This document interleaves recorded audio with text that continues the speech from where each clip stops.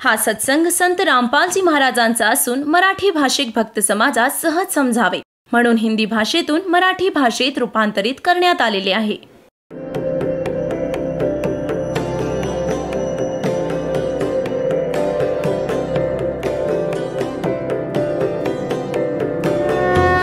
और ज्ञान सब ज्ञान डी कबीर ज्ञान सो ज्ञान और जैसे घोड़ा तोब कायम करता चले मैदान. जगद्गुरु तत्वदर्शी संत रामपालजी महाराजांचे अमृत वचन सर्व पवित्र धर्मांच्या व पवित्र शास्त्रांच्या आधारावर. सकाळच्या सत्संगात विषय होता की 3 परमात्मा मुख्य रूपात 3 पुरुष, क्षर पुरुष, अक्षर पुरुष आणि परमाक्षर पुरुष. तर इथे जो परमाक्षर पुरुष आहे आपण त्याच्याकडे संकेत करत आहोत की तो आहे, तो पूज्य आहे. तो कोण आहे? तो कबीर भगवान आहे. कबीर देव आहे ज्यांनी 600 वर्षापूर्वी येऊन ती लीला केली होती, जे वेद सांगतात आणि आपल्या सद्ग्रंथात विद्यमान आहेत. आता या विषयाला जास्त न वाढवून दास त्या प्रसंगावर येत आहे की गीता ज्ञानदाता तर सांगतो की त्या परम अक्षर ब्रह्मची पूजा करा. त्या तत्वदर्शी संताकडे जा, जसं 4थ्या अध्यायाच्या 34व्या श्लोकात सांगितलंय. अध्याय नंबर 4चा आपण श्लोक नंबर 32 वाचूया. हा 32 या प्रकारे म्हणजे 25 पासून 31 पर्यंत या प्रकारे आणि बऱ्याच प्रकारचे यज्ञ म्हणजे धार्मिक अनुष्ठान ची माहिती ब्रह्मणे मुखे म्हणजे इथे चुकीच्या केलंय वेदाची वाणी. बघा 17व्या अध्यायाच्या 23व्या श्लोकात स्वतः ब्रह्मणे म्हणजे हे बघा अध्याय नंबर 17चा आणि श्लोक नंबर 23. यात काय सांगितलंय? ओम तत्सत इति निर्देशः ब्रह्मणः त्रिविध स्मृतः अह ब्राह्मणा तेन वेदाः च यज्ञाः च विहिताः पुरा. आता इथे ओम ओम तत् तत् सत सत हे 2 सांकेतिक शब्द आहेत. दास सांगेल. इति हे आहे 3 प्रकारचा सच्चिदानंद घन ब्रह्म. ब्रह्मणे म्हणजे सच्चिदानंद घन ब्रह्माचे नाव सांगितलंय. इथे ब्रह्मण म्हणजे सच्चिदानंद घन ब्रह्म हा गीता ज्ञानदात्यापेक्षा वेगळा आहे. तर इथे यांनी 4थ्या अध्यायाच्या 32व्या श्लोकात सांगून ठेवलंय. हा ब्रह्मणे शब्द आहे.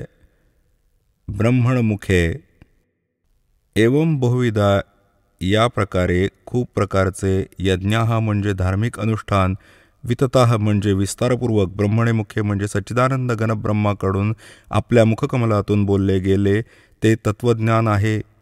या प्रकारे बऱ्याच प्रकारचे यज्ञ म्हणजे धार्मिक अनुष्ठानाची माहिती इथे लिहायचं होतं. सच्चिदानंद घन ब्रह्माच्या वाणीत, कबीर वाणीत विस्ताराने सांगितले आहे. त्या सर्वांना तू कर्म जाण, जसं पण होणारं जाण. या प्रकारे तत्वाने जाणून तू त्यांच्या अनुष्ठानद्वारा, त्या साधनेद्वारा, कर्मबंधाने तू सर्वथा मुक्त होशील. आता इथे बघा 4थ्या अध्यायाच्या 34व्या श्लोकात यांनी सांगितले आहे. 4थ्या अध्यायाच्या 34व्या श्लोकात यांनी सांगितले आहे गीता ज्ञानदाताने त्या ज्ञानाला, ते तत्वज्ञान आहे जे सच्चिदानंद घन ब्रह्माने आपल्या तोंडाने सांगितले आहे. ती कबीरवाणी ते तत्वज्ञान आहे.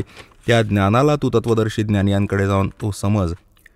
त्यांना नीटपणे दंडवत प्रणाम करण्याने, त्यांची सेवा करण्याने आणि कपट सोडून सरळतापूर्वक प्रश्न करण्याने ते परमात्मा तत्वाला नीटपणे जाणणारे तत्वदर्शीनः म्हणजे तत्वदर्शी संत, ज्ञानी महात्मा तुला तत्वज्ञानाचा उपदेश करतील.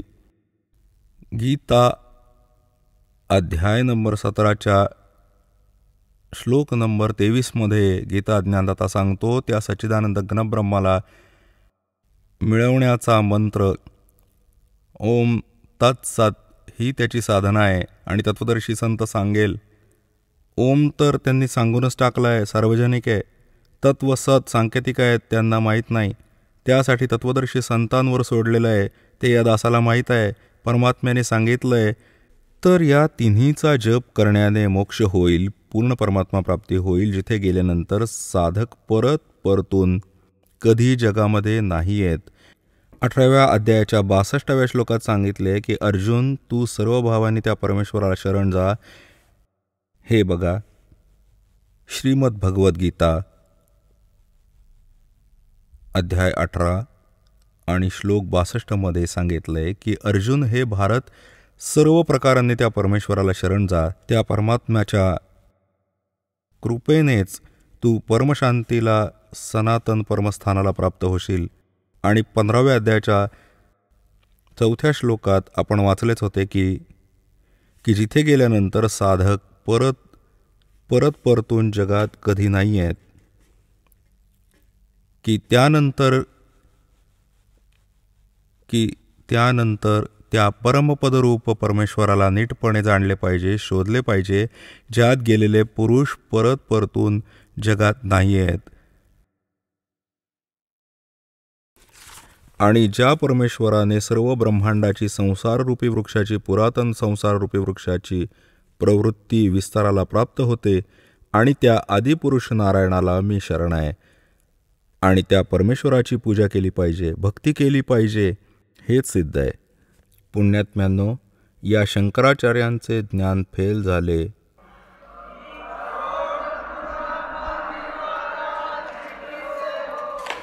पुण्यात्म्यांनो, हा दास अभिमानाने नाही सांगत, कारण की ज्ञान नाही शंकराचार्यांनी बनवले, हे तर वेद, गीता आणि पुराणात लिहिले आहे. हे त्याला समजू नाही शकले. दास समजला, बस इतकीच गोष्ट झाली. आता बघा, आम्ही 11 ऑक्टोबर सन 2009 या सर्व आदरणीय शंकराचार्यांना प्रार्थना केली होती की आपणही आध्यात्मिक ज्ञानचर्चे करता या. पण ते आपल्या स्वतःला कदाचित महान समजतात आणि आपला अपमान समजला असेल रामपाल सोबत गोष्ट करण्यात. परंतु त्या प्रकारे नाही तर या प्रकारे त्यांची तर आम्ही केली हिंदी.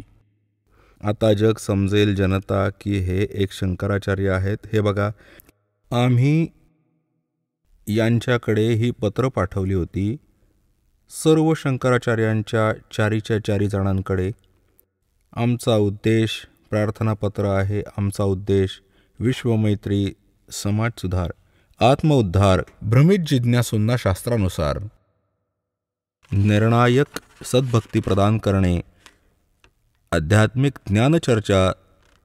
सर्व हिंदू धर्माच्या माननीय शीर्ष शंकराचार्य व इतर सर्व आदरणीय आचार्यांना हार्दिक प्रार्थना आहे की ते सतलोक आश्रम, बरवाला, जिल्हा हिसार, हरियाणा, भारतात एकत्र होऊन आध्यात्मिक चर्चा करतील, कारण भ्रमित भक्त समाजाला योग्य दिशा मिळू शकेल.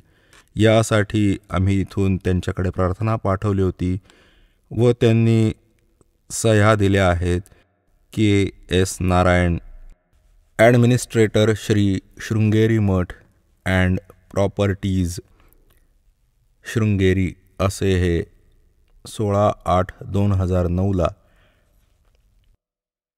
असेच आम्ही सर्वांकडे पाठवले होते. यांनी आम्हाला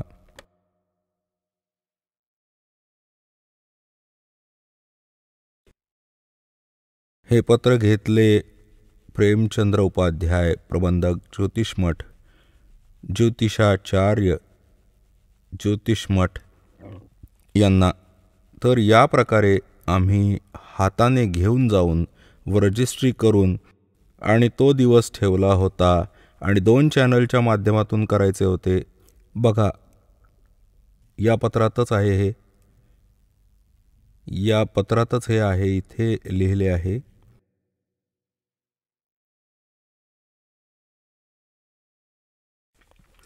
हा सर्व कार्यक्रम आध्यात्मिक ज्ञानचर्चा याचं सरळ प्रसारण सुप्रसिद्ध TV चॅनल जी जागरण, एक तर जी जागरण, दुसरा साधनावर 11 ऑक्टोबर 2009 सायं 6 वाजेपासून 10 वाजेपर्यंत केला जाईल. पण हे नाही आले.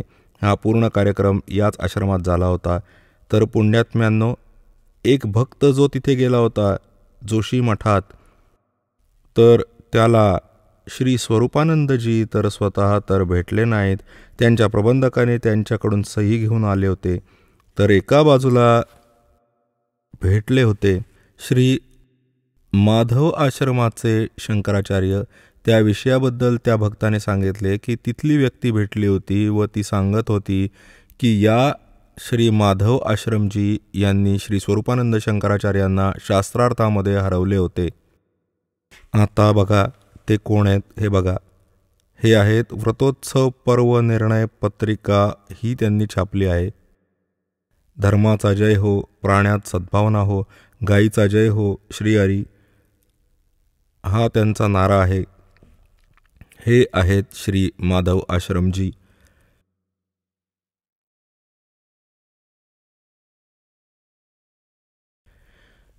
ज्योतिषपीठाधीश्वर हे म्हणतात मी अधिकारी आहे, हे आपला अधिकार मानतात. त्यावर ज्योतिषपीठाधीश्वर श्रीमद जगद्गुरु शंकराचार्य अनंत श्री विभूषित श्री स्वामी माधवाश्रमजी महाराज, ज्योतिर्मठ बद्रिका आश्रम हिमालय, श्रीकृष्ण बोध धाम 7 शंकराचार्य मार्ग सिव्हिल लाईन दिल्ली 54 हे इथे छापलं आहे. आणि यांचा भगवान कोण आहे हे त्यांचे भगवान बघा. समाचार पत्र पंजीकृत धर्मसम्राट हे नाव आहे यांचे.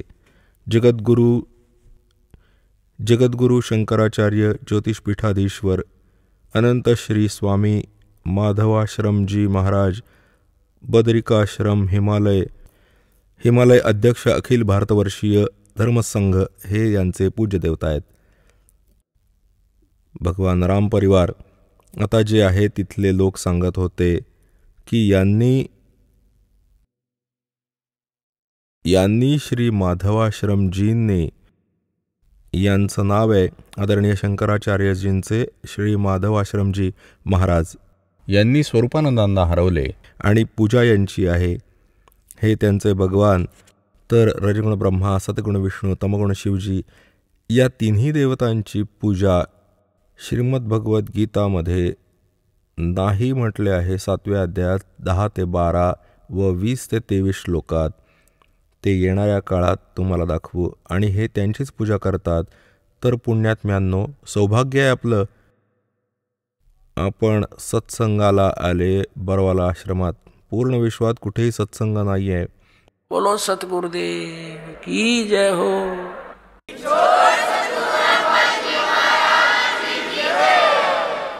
परमपिता परमात्मा पूर्ण ब्रह्म साऱ्या सृष्टीचे रचयिता कबीर परमेश्वराच्या असीम कृपेने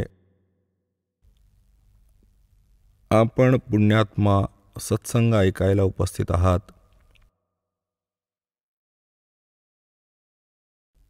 परमात्मा सांगतात, मात पिता मिल जाएंगे 184 माँ,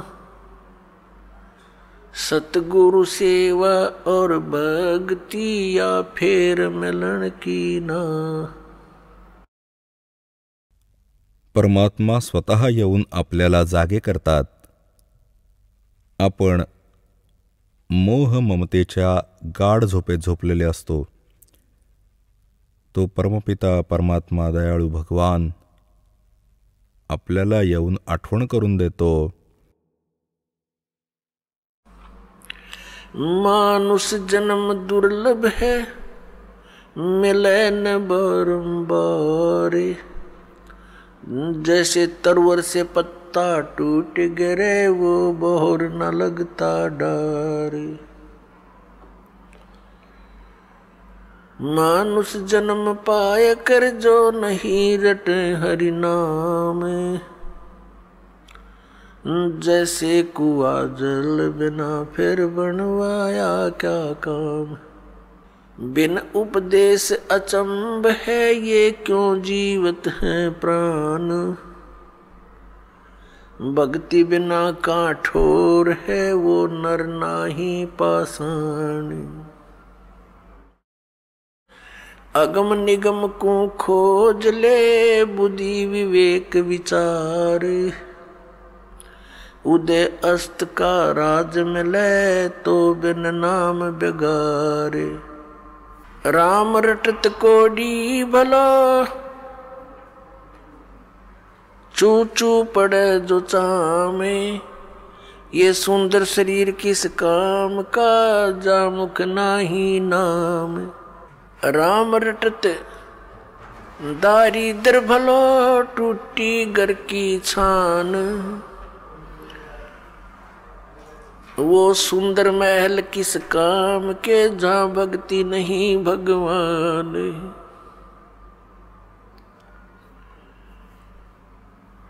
राम रटत कन्या बली, साकेट भलो न पूत। जैसे बकरी के गल में गलथणा, जिसमें दूध ना मूत।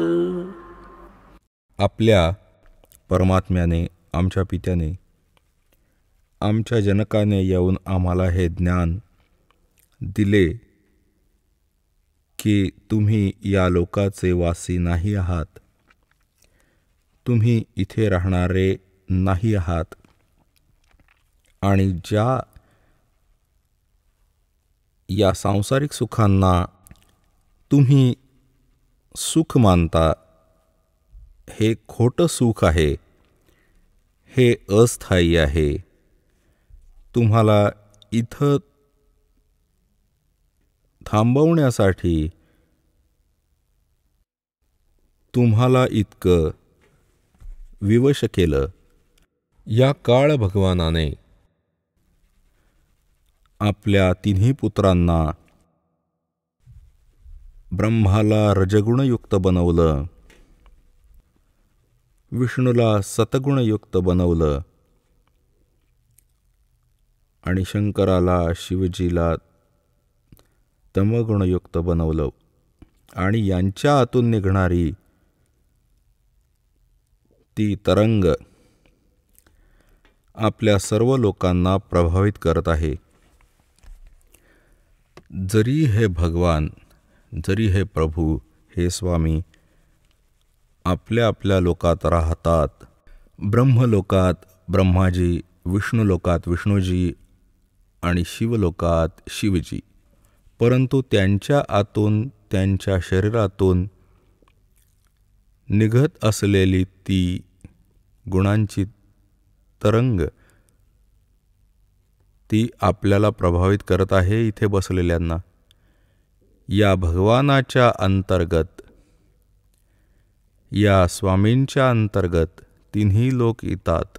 हा पृथ्वीलोक, वर स्वर्गलोक व खाली पाताळ लोक, या तीन लोकात प्राणी आहेत, आणि याच्या बाहेरचे जे प्राणी आहेत ते यांच्या पोहोचच्या बाहेर आहेत, बाहेरच्या दुसऱ्या लोकात।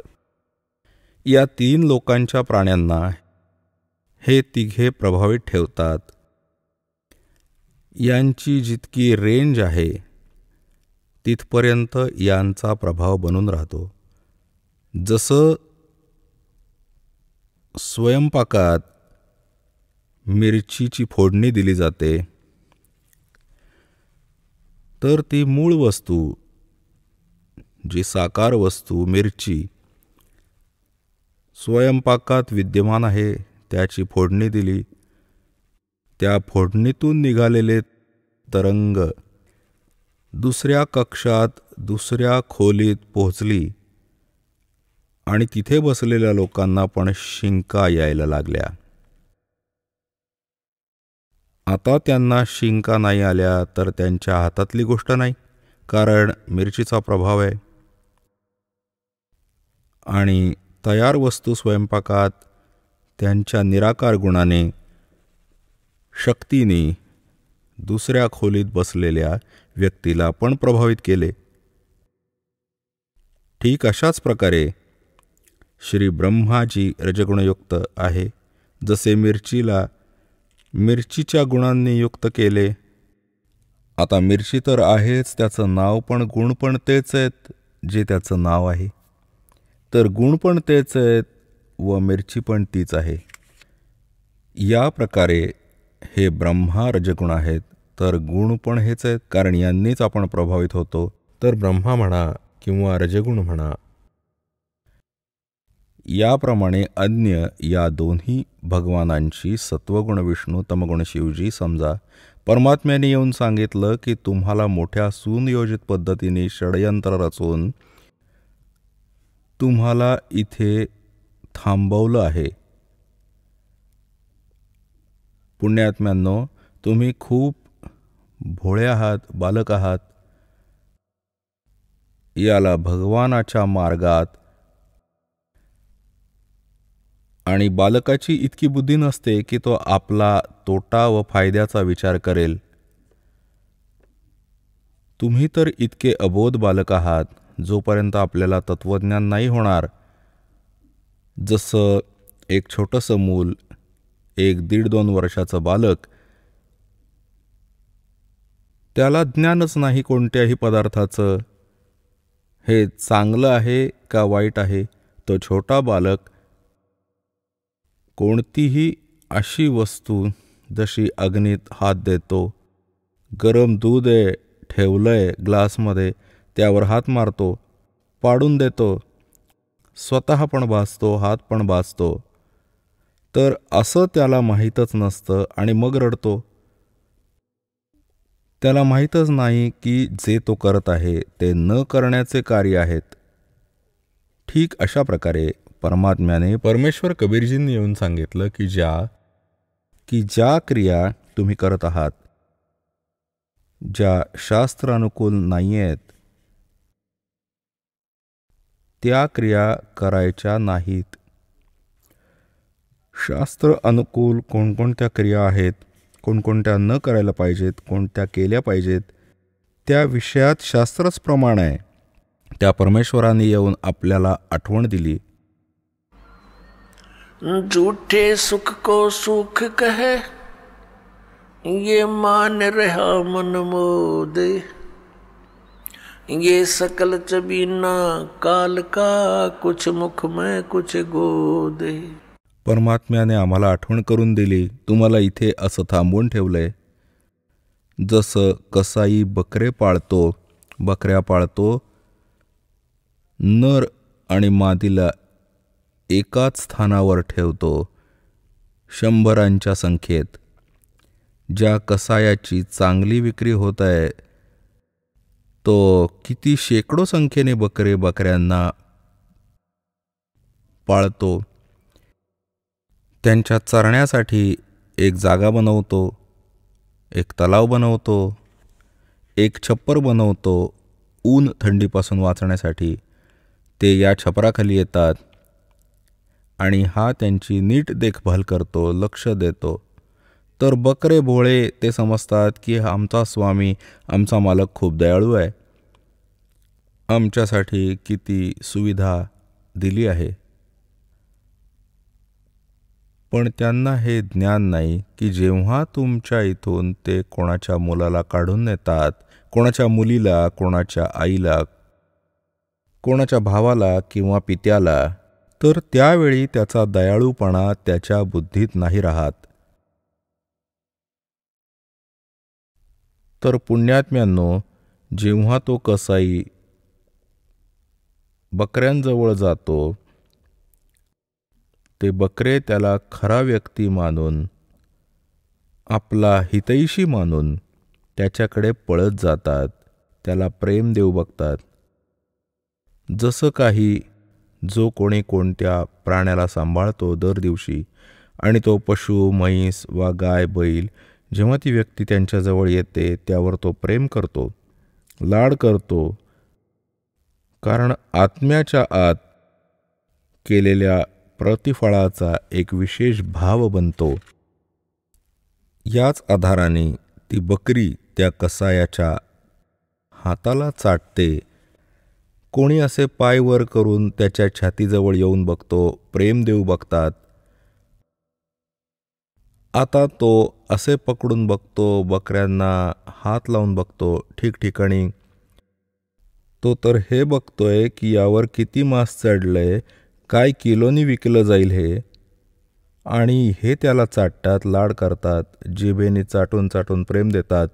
मोठा खरा माणूस आहे आणि तो अंदाज लावून पाहतो कितीला विकला जाईल. परमात्म्याने येऊन सांगितलं ठीक याच प्रकारे. खाई खुराका पैन पोसाका यम का बकरा पलता है. म्हणतात खुराक खाऊन कपडे घालून इथे यमाचा बकरा पाळला जातो. या काळाचे बकरे म्हणून पाळले जात आहात तुम्ही. आता बघत आहात मागे एक श्रद्धाळू सत्संगाहून जात होता. सच्चा सौदा सिरसावालीच्या पेपरमध्ये आले होते आणि त्याचे 6 सदस्य म्हणजे एकूण एक मेले ॲक्सिडेंटमध्ये. एक म्हातारा वाचला. आणि आपण खूप ठिकाणी बघतो, जसं एकदा भूकंप आला होता गुजरातमध्ये आणि सर्व व्यक्ती 26 जानेवारी म्हणजे गणतंत्र दिवस भारताचा साजरा करायला तयार होते. सन 2000ची गोष्ट, 26 जानेवारीची. असा भयंकर भूकंप आला. 26 जानेवारीची सुट्टी होती. कर्मचारी अधिकारी सगळे आपापल्या घरी टेलिव्हिजनच्या समोर बसले होते की आज आपल्या गणतंत्र दिवसाची परेड बघूया. असा भयंकर भूकंप आला ज्या घरांना, बंगल्यांना, संपत्तीला बनवण्यासाठी सर्व जीवन घालवलं त्याच घरांच्या खाली दबले गेले. पूर्णच्या पूर्ण परिवार नष्ट झाले. पुण्यात्म्यांनो, या काळाने आपण व आमच्यावर इतका दबाव टाकला की 3 गुणांचे 3 इंजेक्शन ठेवले होते. आपल्याला ते लागलेलेच असतात. यांचा प्रभाव आपल्यावर बनलेलाच असतो कंटिन्युअसली. तर त्या कारणाने आपण इतके प्रभावित आहोत की आपण आपले उद्देशच विसरलो आहोत. आता विचार करा, ज्या व्यक्ती त्या भूकंपात मेल्या वा दुर्घटनेमध्ये मेल्या, त्या कोणत्या क्रिया करत होते, त्यांचे काय उद्देश होते, त्यांच्या किती इच्छा होत्या आणि आपली काय आहे, आपण काय विचार करतो, आपण काय करत आहोत. एक भक्त सांगत होता की माझी मामी नवस बोलून आली होती. 5 मुली होत्या, त्यातील 3घींचा विवाह एकत्रच होता. 3 मुलींचा विवाह असेल तर त्यात मनुष्याच्या मनाची सुई किंवा निडल 100च्या खाली नाही राहत. कधी इकडे विचार करेल, हे करीन, ते करीन, चिंता बनवून ठेवल्यात आपल्याबरोबर लागल्या आहेत. आपली गोष्ट नाही, आपली परंपरा अशी बनली आहे जी आपल्याला केवळ दुःखच देते, सुख नाही देत. विवाहात गोष्ट हुंड्याची येणं, परत एक विवाह, परत एक भावाचा सुरू होतो, एक बहिणीचा सुरू होतोय. तर या प्रकारे आपण आपल्या परंपरांना, रीतींना चुकीचं बनवून पण 90% दुःखी आहोत. आता ती रोहतक बसस्टँडवर उभी होती. एका बसमधून उतरली होती, दुसऱ्याची वाट बघत होती आणि उभ्या उभ्या विचार करत होती. कारण जिच्या 3 मुलींचं लग्न आहे, जी अनउपदेशी आहे, आमचे भक्त तर या आजार व वाईटपणापासून किती दूर होतील, ज्ञानानी होतील, कोणत्या प्रतिबंधांनी नाही. मुलांचा विवाह भगवानांनी करून ठेवलेला असतो. ही आपली चूक आहे. नंतर जी नाटकबाजी, नाचणं, कूदणं, डीजे लावणे, फंड करणे, हे पूर्ण चूक आहे. हे या विवाहाच्या वेळेला, इतक्या पुण्यसंयोगाच्या वेळी अशी बकवास नाही करायला पाहिजे. कोणी दारू पितंय, नाचतंय, उड्या मारतंय, ही काय गोष्ट आहे? लग्न कोणाचं, नाचतं कोण, हे काय चांगलं आहे? काय अक्कल आहे? लाडू कोणी खातंय आणि उड्या मारतंय कोणी, सांगा, ही काय गोष्ट आहे? तर या प्रकारच्या आपण अज्ञानाने आपल्यावर एक वेगळं ओझं अजून घेऊन बसलोय. हे पण काढायचं आहे, नक्की काढायचं आहे. भक्ती तेव्हाच चालते, भक्त तेव्हाच बनाल. आता ती माहीत नाही की काय काय विचार करत होती. तिथे असं करीन तसं करीन, ते असं आणायचं आहे, ते अमुक असं करायचं आहे, मुलीचे कपडे शिवायचे आहेत, म्हणजे 100 चिंता असतात.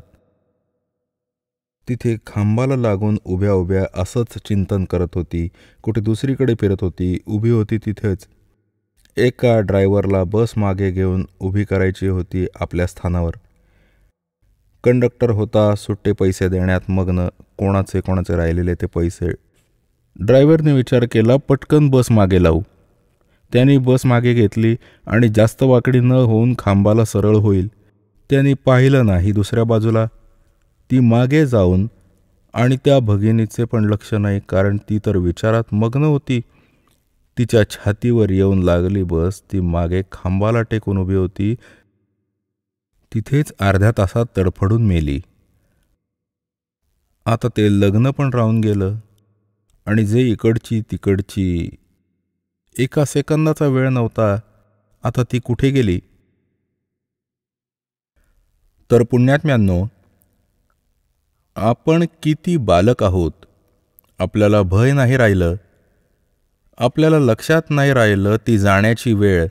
आणि जोपर्यंत आपल्याला इथून जाण्याची वेळ लक्षात नाही राहणार, आपण भक्त नाही बनू शकणार. आपण वाईटापासून वाचू नाही शकणार. आता आज कोणी नाचतोय, उड्या मारतोय. आता वर्तमानपत्रात पाहिलं, वाचलं, त्यात काय लिहिलं होतं की एक विवाह होता आणि पहिल्या दिवशी तर DJ बोलवून नाचत होते. बहीण पण, सगळे दुसरे भाऊ नातेवाईक नाचत होते DJवर, ते पण वर्तमानपत्रात. आणि दुसऱ्या दिवशी तो नवरदेव जो विवाह करण्यासाठी चालला होता, कार ॲक्सिडेंट झाला ट्रेलरबरोबर. जितके सदस्य त्याच्याबरोबर बसले होते, व्यक्ती सगळे मेले, तो पण मेला. दुसऱ्या दिवशी ती डोकं आपटते, रडतीये, केसांना पकडतीये, जी काल नाचत होती. आता वाजवा DJ. इथे सांगतात, नानक साहेबजी सांगतात के ना जाने काल की कर डारे और किस विध ढल जा पासावे और जिन्हां ते सिर ते मौत खुड़क दी उन्हां नूं केड़ा हासावे. आदरणीय नानक साहेबांना कोणी विचारलं की हे महात्माजी, तुम्ही कधीही आनंदी नाही दिसत, ना कोणता सण व तीज मनवता. तेव्हा त्यांनी सांगितलं होतं, बंधू नाही माहीत इथं कोणती वीज पडेल क्षणात, आणि आम्हाला तर आमचा मृत्यू दिसत आहे. याकरता रुची नाही होत या नाचण्यात आणि गाण्यात. इथली खोटी खुशी मानण्यात कधीच मन नाही मानत. ना जाने काल की कर डारे किस विध ढल जा पासावे और जिन्हां ते सिर ते मौत खुड़क दी उन्हां नूं केड़ा हासावे. मग त्यांना विचारलं की काय आपण कधी प्रसन्न होत नाही का? असं कसं जीवन जगताय? तेव्हा ते म्हणाले की मी प्रसन्न होतो. साध मिले साड सादी होंदी विछड़ द्या दिलगिरी वे अख दे नानक सुनो जिहाना ये मुश्किल हाल फकीरी वे. नानक साहेबजी म्हणतायत की जेव्हा माझे भक्त, माझी साध संगत येथे येतात सत्संग श्रवण करायला, तेव्हा मला खूप खुशी होते. ते आपल्या लग्नासारखंच आहे. ते आपली खुशी आहेत. आणि मग जेव्हा ते इथून परत संसारात जातात इथून, तेव्हा मला खूप खेद होतो, खूप त्रास, दुःख होतं, काळजी लागून राहते. असे न होवो माझ्या लेकरांसाठी, ज्यांना मी मुश्किलीने मार्गावर आणले आहे, सत सांगितले आहे, परमात्म्याचं खरं ज्ञान समजावलं आहे. कुठे काही काल, कारण की या जगात हे ज्ञान जाणणाऱ्या व्यक्ती नाही आहेत. एक एकटा संतच असतो जो सत्मार्ग देतो. असंतांची गणती होत नाही. त्यांच्यामुळे प्रभावित झालेले अन्य श्रद्धाळू पण त्यांच्यासारखेच बोलतात, तशाच क्रिया करतात. तर नानक साहेबजी सांगायचे, मला मग काळजी वाटते, कुठे माझ्या पिकाला कीड ना लागो, म्हणजेच कुठला काळाचा दूत यांना भ्रमित न करो, यांचं जीवन नष्ट होईल. कहते साध मिले साडा साधी होंदी. जेव्हा हे परत येतात ॲज इट इज, तेव्हा मला खूप खुशी होते की परमात्म्याच्या दयेने हे अजून वाचले आहेत. और विछड़ द्या दिलगिरी वे. हे जेव्हा इथून जातात तेव्हा मला फार काळजी वाटते, मला फार चिंता वाटते.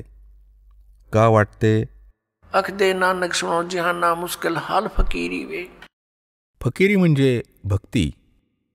फकीरचा अर्थ होतो सगळे वाईट सोडून देऊ, सगळ्याचा परित्याग करून भक्ती करणं. तर जेव्हा वाईटपणा, कुप्रथा संतांनी घालवण्याचा प्रयत्न केला, तेव्हा अन्य समाजाने ते परत आणण्याचा प्रयत्न केला. तर ज्या कारणाने भक्त आणि समाजामध्ये नेहमीच विरोध होत राहिला आहे, कारण की समाजाचे हे रीतिरिवाज आहेत, ते काळ प्रेरित आहेत, ते इथेच राहणार आहेत. आणि संतांच्या मर्यादा या काळाच्या मर्यादापेक्षा वेगळ्या आहेत, त्या भक्तिबाधक आहेत. म्हणून अन्य समाजाचे लोक म्हणतात की बघा, यांनी तर माता सटवाई पण सोडून दिली, हे तर बाबा श्यामजींची पण पूजा करत नाही आहेत, हे असे पण नाही करत आहेत, हे दिवाळी पण नाही साजरी करत आहेत, हे कसं झालं आहे, यांनी तर वाट लावून टाकली. एक भक्त सांगत होता, म्हणाला की आज 10 वर्ष झाली एक पण सण साजरा नाही केला. नाव घेतलं होतं त्याने त्या दिवशी, नंतर तो आपलं दुःख सांगत होता. म्हणाला की आज 10 वर्ष झाली आमचा एकही सण साजरा केला नाही, ना होळी, ना दिवाळी, ना तीज, ना अन्य. काय कारण? की आमचा परिवार आहे. कधी तर आमच्या घरी स्वतः तरुण भावाचा मृत्यू होतो. 1 वर्ष ती चिंता संपत नाही तोपर्यंत दुसरा कोणी जवळचा बहिणीचा पती मरतो. मग सण साजरे होत नाहीत. मग कोणीतरी काका चुलत्याचा मुलगा मरतो. मग असा मुलगा मरून गेला, 10 वर्ष झाली अशी, आम्ही सण साजरे केले नाहीत. मग हे सण का साजरे करतात? मग तरीही साजरे करा. जर इतके कंपल्सरी आहेत तर सांगण्याचा अर्थ आहे की इथे काही साजरे करण्याची जरूर नाही आहे. इथे भगवानाची गुण गाण्याची आवश्यकता आहे. आणि त्यात लक्षात ठेवा, किंवा जाण्याचा समय लक्षात ठेवा, आता आपल्याला किती मूर्ख बनवून ठेवलंय. हा दास सत्संग करायला जायचा तर तिथे असंच भक्तांबरोबर, अशाच आमच्या एखाद्या भक्ताचं नाव घ्यायचा, तिथं पाठ करायचे, 2-3 दिवस राहायचे. तर एक व्यक्ती जशी बोलावून घेते, आज ज्ञान समजा, ते त्याला बोलवायचे. तो बसून इथलं तिथलं बोलायचा. म्हणतात की भक्ती तर आपल्या मनातच असते. गुरु केल्याने काय भक्ती होते का? घे आणि दे, कर आणि खा, बस असंच तर सगळं होतं. मग अशाच काही गोष्टी करत राहिला, समजावण्याचा प्रयत्न केला, ऐकलं नाही. कारण की त्याची 10-15 एकर मिळून जमीन होती, ट्यूबवेल केली होती शेतात. तर त्याला काय जरूर होती, त्याला काय वाटली आवश्यकता भगवानाची? तरुण शरीर होतं. खूप समजावण्याचा प्रयत्न केला, इकडचं तिकडचं बोलत राहिला, उठून चालला गेला. खाण्यापिण्याचं वय आहे आणि असंही आता फाशी देत आहात तुम्ही. बिडी नाही प्यायची, दारू नाही प्यायची, मांस नाही खायचं, नाचणं गाणं नाही, असं म्हणून घरी निघून गेला. आणि म्हणतो कसा, भक्ती तर म्हातारपणी करतात ना, वृद्धावस्थेमध्ये. त्याला म्हटलं म्हातारपणी भक्ती कठीण होईल जर पहिल्यापासून सुरू झाली नाही तर. कारण म्हातारपणी तर सगळ्या आपदा येतात. कधी डोळ्याचं काम, तर कधी दात पडतात, कधी पित्त भडकतं, तर कधी डोकंदुखी. आणि परिवार पण मोठा होतो, कधी कोणी आजारी, तर कधी कोणाचा मृत्यू, तर कधी त्या वृद्धाला जखम होते, कधी खोकला सतावतो, तर अशा अगणित शेकडो समस्या येतात. उठले की बसता येत नाही. आणि काय माहिती की वृद्धावस्थेपर्यंत प्राणी जिवंत राहील का नाही राहील. तर भक्तीसाठी तर संतांनी सांगितलंय, सद्ग्रंथांमध्ये पण असंच लिहिलं गेलं आहे की भक्तीसाठी तर जेव्हा मूल 3 वर्षाचं होऊन बोलायला लागेल, 3 वर्षाच्या बालकाला उपदेश द्यायला पाहिजे. जसं पण करेल तो थोडं तरी करत राहील. कारण घरात जेव्हा चर्चा होते, मंत्र ऐकेल तर तोही बोलेल, आपोआप बोलत राहील. मुलांवर जास्त परिणाम होतो, प्रभाव पडतो. तर 3 वर्षांपर्यंत मूल मातापित्यावर अवलंबून असतं. मातापित्यांनी दीक्षा घेतली, मर्यादेत राहिले, तर परमात्मा त्यांच्यात अशा प्रकारच्या बालकांचं पण रक्षण करेल. आणि मग त्या बालकांना नामाशी जोडून द्यायला पाहिजे. तर मग काय बघितलं, 1 महिन्यानंतर परत त्याच गावात नगरात जाण्याचा परमात्म्याने संयोग घडवून आणला. सत्संग होता. तर दुसऱ्या वेळी जेव्हा दास गेला तेव्हा कळलं की तो व्यक्ती जो इथे वादविवाद करत होता त्याचा मृत्यू झाला. आणि मृत्यू पण कसा होईल, कसा झाला, फार दुःखदायक प्रकार होता. त्याची स्वतःची एक विहीर होती. या बाजूची गोष्ट आहे, बाढडा बाजूची, हरियाणाची. त्याची स्वतःची एक विहीर होती. त्या विहिरीत खालती जल होतं. विहिरीत ट्यूबवेल असते. तर पूर्ण दिवस ट्यूबवेल चालवली, पाणी जरा खाली जात असतं. विहिरीचं पाणी खोल गेलं होतं. आणि तो स्नान करण्यासाठी तो काय करायचा, त्या विहिरीतच त्याने खाली दगडाच्या पायऱ्या बनवल्या होत्या, त्यावर बसून स्नान करायचा.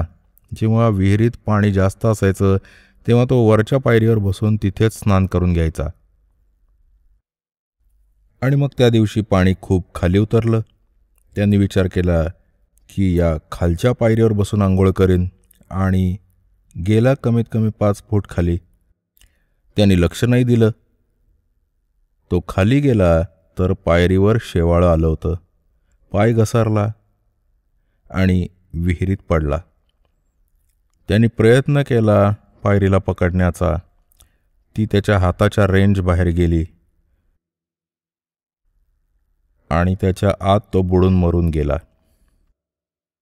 सगळी रात्र शोधत राहिले त्याच्या घरचे. मुलगा आला नाही, कुठे गेला, कसा आहे. शोधत शोधत सकाळी दिसलं की कपडे आणि बूट बाहेर ठेवले आहेत. आत विहिरीत मरून वरती तरंगतोय.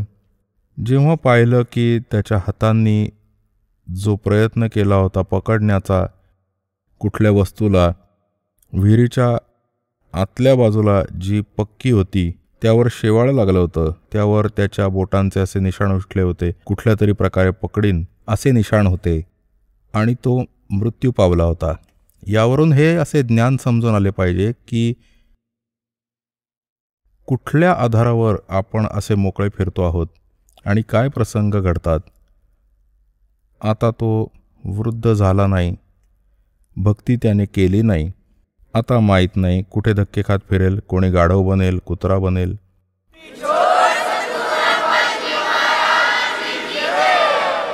चला आता आपण त्या श्रद्धाळूंचे अनुभव जाणून घेऊयात ज्यांनी जगद्गुरु तत्वदर्शी संत रामपालजी महाराजांकडून नामदीक्षा प्राप्त केलेली आहे, तसेच त्यांच्याद्वारे सांगितलेल्या भक्ती मार्गावर चालत आहेत. नमस्कार. नमस्कार. आपलं नाव? राजेंद्र दशरथ काळे. आपण कुठून आलात? जालना, महाराष्ट्रामधून जालना शहर. आपला व्यवसाय काय आहे? सर मी नोकरी करतो आहे MIDCमध्ये बी बियाणे कंपनीत. संत रामपालजी महाराजांची गुरुदीक्षा आपण कधी घेतली?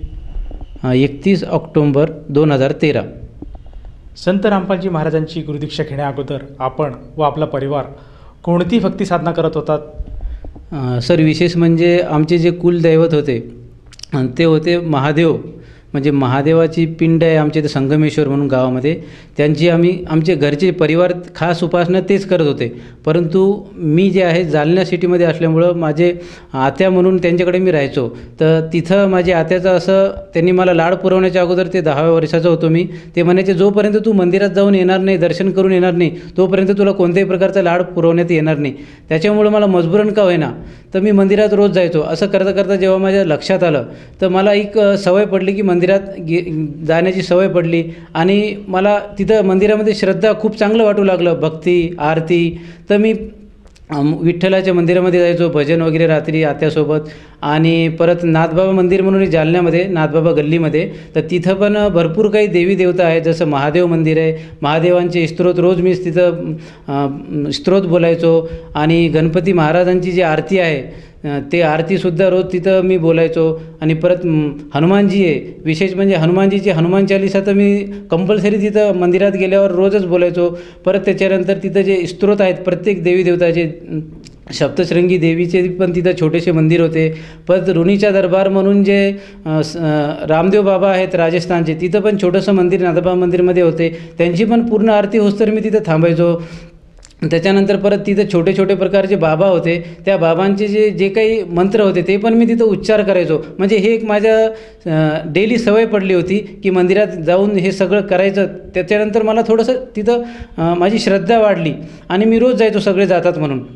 परंतु मला आजपर्यंत असं माहिती नव्हतं की पूर्ण परमात्मा आहे कोणी, किंवा देवी देवता पण आपल्याला काही मोक्ष वगैरे देऊ शकतात, हे मला ज्ञान नव्हतं. तरीसुद्धा मी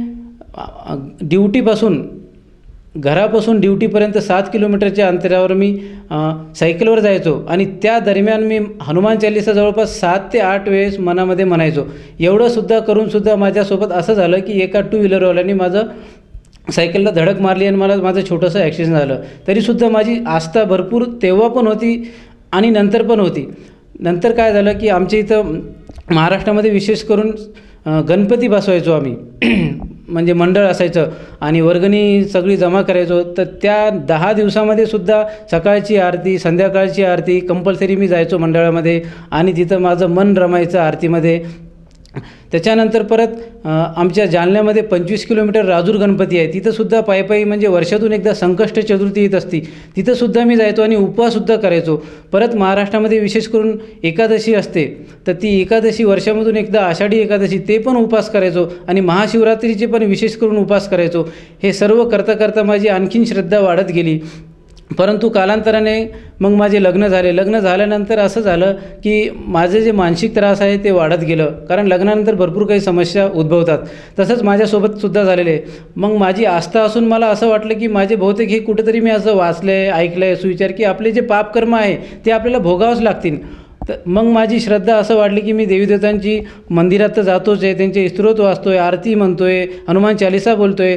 तर मला कुठेतरी समाधान होईन असं मला वाटायचं की माझं जे मानसिक त्रास आहे लग्नानंतरचं हे कुठेतरी कमी होईन. परंतु काय झालं ते वाढतच गेलं. मग कालांतराने जसं 6 महिने स्वामी समर्थ महाराजांची इथं चंदनजिरा म्हणून विभाग आहे, तिथं मी राहायचो भाड्यानं. तिथं एक मठ आहे छोटंसं, तर त्या केंद्रामध्ये मी त्यांचा संकल्प घेतला आणि त्यांची गुरुदीक्षा घेतली स्वामी समर्थांची. सकाळी 3 पाठ वाचायचो दिवसभरात आणि 11 माळी स्वामी समर्थांचे नाम जप करायचो. त्याच्यानंतर कालांतराने काय झालं, मला मानसिक शांती तर काही झाली नाही, पण मला स्वतःला असं वाटायलं की इथं श्रद्धा आहे, कारण हे ते मूर्तीपूजा करत नाही. परत वर्षामधून 2 वेळेस म्हणजे 6 महिन्याला एकदा गुरुपारायण व्हायचं. त्या पारायणामध्ये सुद्धा मी सकाळी 4:30ला उठून जायचो आणि चप्पल न घालता, कांदा लसूण याचे भोजन सेवन न करता साधे सिंपल भोजन सेवन करून म्हणजे जमिनीवर मी झोपायचो. हे सुद्धा मी केलेले आहे. याच्यानंतरसुद्धा मला जेव्हा असं एवढं करून बी जेव्हा मला माझे जे मानसिक त्रास आहे हे कमी होत नव्हतं, पण श्रद्धा अतूट होती देवी देवतांमध्ये. एवढंच काय, साईबाबाला सुद्धा मी 3 वेळेस गेलो होतो आणि तिथं गेलं तर मला असा अनुभव आला की तिथं तर जेवणाला बी ठीक आहे, नाम मात्र पैसे घेतात, पण पैसे तर घेतात जेवणालासुद्धा. आणि जर तिथं बेड लागत असेल तर त्यालासुद्धा पैसे आहे आणि 3-3.5 घंटे दर्शनासाठी सुद्धा लागतात. तरीसुद्धा माझी कोणत्याही देवामध्ये आस्था कमी झाली नाही. परंतु जसं मी टी व्हीवर सिरियल पाहू लागलो तर तिथं मी स्वामी समर्थांचे नाटक पाहायचो, हर हर महादेवचे नाटक पाहायचो. आणि हे करता करता जेव्हा पारायणमध्ये श्री दत्तचरित्र जेव्हा मी गुरुदत्तचरित्र पारायणमध्ये वाचले तर त्याच्यामध्ये शेवटी माझ्या अशा लक्षात आले की आपले मनुष्याचे जे पापकर्म आहे ते त्याच्या जन्मासोबत मरेपर्यंत भोगावंच लागतात, त्याला कोणीही पूर्ण किंवा कमी करू शकत नाही असं मला कळलं. सर, जसं तुम्ही सांगत आहात की तुम्ही संत रामपालजी महाराजांची गुरुदीक्षा घेण्या अगोदर महाराष्ट्रामध्ये जी प्रचलित भक्ती साधना आहे ती करत होतात, जसे की मंदिरात जाणे, देवळात जाणे, त्यांची साधना करणे, मंत्रोच्चार करणे, हे सगळं करतच होतात. म्हणजे तुम्ही पूर्वीपासूनच एक भक्ती साधनेत लीन होतात. असं असताना तुम्हाला का वाटलं की तुम्ही संत रामपालजी महाराजांची भक्ती स्वीकारावी किंवा त्यांनी जो मार्ग सांगितला त्या मार्गाकडे आपण वळावे? सर, मी तुम्हाला सांगू इच्छितो की मी देवी देवतांचीच काय, माझ्या घराच्या बाजूला एक मस्जिद होती, तिथं जे दुआ करायचे किंवा ते आपल्याला तिथं मंत्र म्हणायचे, तिथं पण आम्ही मस्जिदीच्या बाहेर उभा राहायचो की बाबा इथं बी आस्था आहे, सगळे जातात, म्हणजे इथं बी काहीतरी आहे, म्हणजे नेमकं देव आहे का परमात्मा हे तर माहिती नव्हतं या जीवाला, परंतु आस्था होती. परत महावीर जैन हे इथं एक स्थानक आहे, त्याच्यामध्ये पण आस्था होती. एवढं सर्व आस्था असूनसुद्धा माझी जी मानसिक त्रास परेशानी हे पूर्ण झाली नाही. परंतु सभागती असं झालं की माझ्या वडिलाचे जे गुडघे दुखत होते, तर मी जे रामदेव बाबा आहे त्यांच्या औषधासाठी आस्था चॅनल पाहायचो रात्री, स्वामी समर्थाचे नाटक, महादेवांचे नाटक हे पाहता तर त्याच्यानंतर रात्री 9च्या दरम्यान साधना टीव्हीवर संत रामपालजी महाराज यांचे सत्संग सुरू झाले. आता देवाची ओढ तर होतीच, मग मी पाहिलं की हे जे संत रामपालजी महाराज आहे हे तर सर्व वेद, शास्त्र, पुराण, बायबल, कुराण शरीफ याच्यामध्ये सर्वामध्ये हे पुरावा करून द्यायले की पूर्ण परमात्मा एक आहे आणि पूर्ण परमात्मा हे जीवाचे जे कष्ट आहे, पाप आहे, घोर जे पाप आहे हे पूर्ण नष्ट करून, समजा एखादा रोगी आहे, तो रोग्याचं जीवन जरी संपलं असेल तर वेदाप्रमाणे त्यांनी आम्हाला एवढं समजावलं की एखाद्या रोगाचे जीवन संपत असेल आणि जो पूर्ण नियमात राहून पूर्ण परमात्माची भक्ती करेल तर त्याचे परमात्मा दुःख आणि त्याचे रोग हे संपून त्याचं जर आयुष्य संपलं असेल ते सुद्धा परत 100 वर्षाचं आयुष्य भक्ती करण्यासाठी देऊ शकतात, जर तो नियमामध्ये राहत असेल तर. असं करता मी जवळपास 3-3 तासाचे सत्संग शनिवारी रविवारी 2012-13च्या दरम्यान मी पाहायचो. आणि मला असं कळलं की इथं संत रामपालजी महाराजीचं जिथं आश्रम आहे त्या आश्रममध्ये गेल्यानं आपल्याला काहीतरी फायदा भेटेल असं मी विचार करता परत माझं लक्ष गेलं की ह्या टीव्हीवर असं पण लिहिलेले आहे की इथं फ्री पुस्तक मागवली, तुम्ही ऑर्डर केली तर पुस्तक फ्री येईल. मी प्रयत्न केला, खरंच असं असू शकतं का बाबा, इतक्या लांबून हरियाणाहून पुस्तक येईल का? माझी आस्था होती म्हणून मी पुस्तक मागवली, कारण देवांच्या पुस्तकामध्ये वाचण्याची माझी खूप आवड होती. संत रामपालजी महाराजांच्या कृपेने रोज 2-3 पानं का होईना ती पूर्ण पुस्तक वाचली आणि मला प्रबळ असं मनोबल वाढलं की याच्यामध्ये असं अनेक प्रकारचे माझ्यापेक्षा भयंकर अनुभव दिलेले जे दुःख आहे ते त्यांची संत रामपालजी महाराजांच्या भक्तीनं, पूर्ण परमात्म्याच्या भक्तीनं पूर्ण झालेले आहे. तर माझे मनस्ताप का कमी होणार नाही? परत मला जे समजा 7 वर्ष झाले होते लग्न होऊन, मला संतान नव्हती. माझी जी पत्नी, जसं समाज हे काय करतो की बाबा काय गं बाई, तुला अजून पुत्र नाही, एक तरी राहायला पाहिजे होतं, तर ती बिचारी मला टेन्शन देते. मी ड्युटी करून यायचं की आजी तुम्ही काय करा, कुठं दवाखान्यात दाखवा. मी म्हटलं नाही, जर माझ्या नशिबात असेल तर देव देईन, नाही तर ठीक आहे, जेव्हा मला दाखवायचं मी दाखवून. परंतु आता समाजाला कोण समजवणार बाबा, आम्ही आमच्या घरात तर आमचं सुखी आहे, तुम्ही कशाला आम्हाला त्रास देता, कोणाकोणाला समजवणार? ती बिचारी एवढी दुःखी होती की संतांसाठी ती प्रत्येक व्रत करायची, प्रत्येक आमच्या मराठीत म्हणतात की नवस करायची, संकल्प करायची, नाही म्हणजे जे प्रत्येक देवी देवताची ती व्रत वगैरे करायची. जेव्हा मला अशा लक्षात आलं संत रामपालजी महाराजींचे सत्संग पाहून की इथं आपलं दुःख काय, इथं तर मोक्ष पण भेटन आणि तुमचं कोणत्याही प्रकारचं रोग पण कमी होईल, तुम्हाला आर्थिक, मानसिक आणि शारीरिक आणि पारिवारिक सर्व समस्या इथं संपून जातील आणि तुम्हाला पूर्ण सुख भेटन, हे जेव्हा माझ्या लक्षात आलं. आणि परत मी एक लक्ष केंद्रित केलं की टीव्हीवर असं लिहिलेले होते की संत रामपालजी महाराज हरियाणा इथे राहण्याची, जेवणाची, खाण्याची ही व्यवस्था फ्री आहे, फ्री ऑफ कास्ट आहे. तर मी विचार केलं इतकं कोण सुविधा देणार, परंतु माझी जी इच्छा होती 4 धाम करावं, ही माझी पहिले काय होती, एक दृढ इच्छा होती. तर मग माझी इच्छा ही कमी झाली आणि मला वाटलं की आता हरियाणाला तर मी जाऊन येणारच. माझी हिंमत नव्हती की हरियाणाला मी जाणार, माझी अवकात बी नव्हती. परंतु संत रामपालजी महाराजजी परमात्माच्या कृपेने त्यांनी मला बळ दिलं आणि मी दृढ निश्चय करून हरियाणाला गेलो आणि तिथं बघितलं तर काय, इथं तर सर्वच काही फ्रीमध्ये. आणि संत रामपालजी महाराजीच्या कृपेने तिथं प्रथम नाम आम्हाला भेटलं, त्याच्यानंतर सतनाम भेटलं. सर, जसं तुम्ही सांगत आहात की तुमच्या लग्नाला 7 वर्ष होऊन गेले होते आणि तुम्हाला संतान प्राप्ती नव्हती आणि संतान प्राप्तीसाठी आपल्या ज्या पत्नी आहेत त्यांनी बरेचसे प्रयत्न केले. तर मी या अनुषंगाने आपल्या पत्नीला विचारू इच्छितो. ताई नमस्कार. नमस्कार सर. जसं सांगत आहात की आपले पती की आपल्याला संतान प्राप्ती होत नव्हती, तर या संतान प्राप्तीसाठी आपण काय काय प्रयत्न केलेत? मी जे प्रयत्न केले फक्त भगवंतावर विश्वास होता की माझी इच्छा संतान पाहिजे, पण संतान काय प्राप्त झाले नाही. इतकी देवाची पूजा केले की निरंकार उपास करणं, म्हणजे बगर चप्पलचे मंदिरात जाणं, 9 दिवस नवरात्रामध्ये पाय देवीच्या मंदिरात जाणं, म्हणजे इतकी गणपतीमध्ये खूप आस्था होती, दुर्गा मातामध्ये खूप आस्था होती की मला देणार तर हेच भगवान देणार. ताई, जसं तुम्ही सांगत आहात की पुत्रप्राप्तीसाठी तुम्ही बऱ्याच देवांकडे आराधना केली, त्यांची भक्ती साधना केली, परंतु ती विफल गेली. तर मला असं विचारायचं आहे की जेव्हा तुम्ही संत रामपालजी महाराजांकडनं अनुग्रह किंवा नामदीक्षा घेतली, तर तुम्हाला ती जी तुमचं सुख होतं, जी इच्छा होती, ती पूर्ण झाली का? तर असं झालं, जेव्हा आम्हाला सतनामची दया झाली संत रामपालजी महाराजींकडून, तर आम्हाला दुसऱ्या महिन्यामध्येच असं पत्नीला गर्भधारणा झाली म्हणून आमच्या लक्षात आलं. सर, जसं की तुम्ही सांगत आहात की संत रामपालजी महाराजांनी जी सद्भक्ती दिली, जे सतनाम दिलं, त्या सतनामाच्या भक्तीमुळे आपल्याला जे 7 वर्षापूर्वीचं आपलं स्वप्न होतं ते पूर्ण झालं आणि आपल्याला एक संतान प्राप्ती झाली. तर या अनुषंगाने आपण इतर भक्त समाजाला काय संदेश द्याल?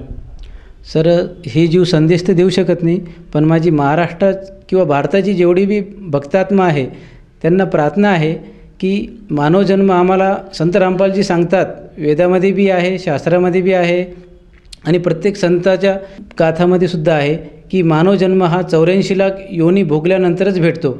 आणि आम्हाला इथं आल्यावर असं कळलं संत रामपालजी महाराजांच्या सत्संगामधून की मानव जन्म हा फक्त परमात्मा प्राप्तीसाठी आहे. तर माझी हात जोडून प्रार्थना आहे की जर परमात्मा प्राप्ती, पूर्ण मोक्ष प्राप्त करून घ्यायचं असेल तर त्यांना प्रार्थना आहे की इथं संत रामपालजी महाराज बरवाला इथं आलेले आहेत, पूर्ण परमात्मा अवतार आहेत. ते पूर्ण वेद, शास्त्र, पुराण, कुराण, बायबल ह्या सर्व पवित्र धर्मग्रंथांमधून आपल्याला तत्त्वज्ञान सांगून आणि शास्त्रानुसार भक्ती करून आपल्याला जे कमतरता आहे आपल्या जीवनामध्ये, मोक्ष तर देतातच, त्यांचं मेन उद्देश मोक्ष आहे, आणि आपले सर्व अडचणीसुद्धा इथं कमी होतात. आणि माझी प्रार्थना शेवटी हीच आहे की सर्वांनी, भक्त समाजांनी संत रामपालजी महाराजजींकडे येऊन शनी नामदीक्षा ग्रहण करावी आणि आपलं जे अमूल्य जीवन आहे त्याचा उद्धार करावं, एवढीच दासची प्रार्थना आहे. सर, जर कोणा व्यक्तीला किंवा साधकाला संत रामपालजी महाराजांची गुरुदीक्षा घ्यायची असेल तर ती व्यक्ती गुरुदीक्षा कशी घेऊ शकेल? संत रामपालजी महाराजजींकडून गुरुदीक्षा घेण्यासाठी टी व्हीवर तुम्ही जे पट्टी पाहताय त्या पट्टीवर आश्रमाचे नंबर आहेत आणि तुम्हाला त्या आश्रमावर फोन नंबर लावल्यावर जे सेवेदार आहेत ते तुम्हाला पूर्ण, तुम्ही ज्या जिल्ह्यात आहे किंवा कोण्या गावात आहे त्याच्या जवळचं तुम्हाला तिथलं सेंटरचं तुम्हाला नंबर देतील, पत्ता सांगतील आणि तिथं जाऊन तुम्ही नामदीक्षा घेऊ शकता. सर, हे जर नाम कोणाला घ्यायचं असेल तर त्यासाठी किती खर्च येतो? खर्च जर सांगितलं सर तर तुम्ही फक्त घरून आणि तिथं पोहोचण्यापर्यंत जे खर्च येईल तेवढंच खर्च येईल. कारण असं तर आपण सहलीला जातो, पण पूर्ण मोक्षासाठी तुम्हाला जे खर्च येईल ते मला नाही वाटत की खर्च येईल. त्याच्या व्यतिरिक्त तुम्हाला एक पैसासुद्धा लागत नाही. तिथं सर्व काही फ्री भेटतं. तुम्हाला मंत्रदीक्षा फ्री भेटते आणि तिथं तुम्हाला जे साधना करण्यासाठी जे मंत्र कार्ड आहे ते फ्री भेटतं आणि तुम्हाला आरती करण्यासाठी जे आरतीचं पुस्तक आहे ते फ्री भेटतं.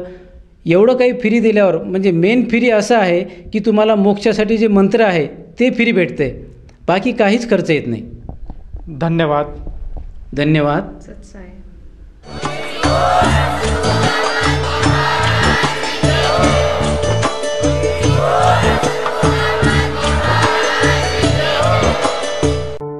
आपण ऐकत होता जगद्गुरु तत्वदर्शी संत रामपालजी महाराजांचे मंगल प्रवचन. निशुल्क नामदीक्षा प्राप्त करण्यासाठी आणि अधिक माहितीसाठी संपर्क करा 7030303951 7030303952. आमची वेबसाईट आहे www.jagadgururampalji.org. सर्व पवित्र धर्मांच्या पवित्र शास्त्रांवर आधारित प्रमाणित अनमोल पुस्तक ज्ञानगंगा किंवा जगण्याचा मार्ग यापैकी कोणतेही एक पुस्तक निशुल्क मागविण्यासाठी आम्हाला आपले पूर्ण नाव, पूर्ण पत्ता, पिनकोड सहित आणि फोन नंबर लिहून 7030303951 7030303952 या नंबरावर SMS करू शकता किंवा आम्हाला 7030303950 या नंबरावर WhatsApp देखील करू शकता.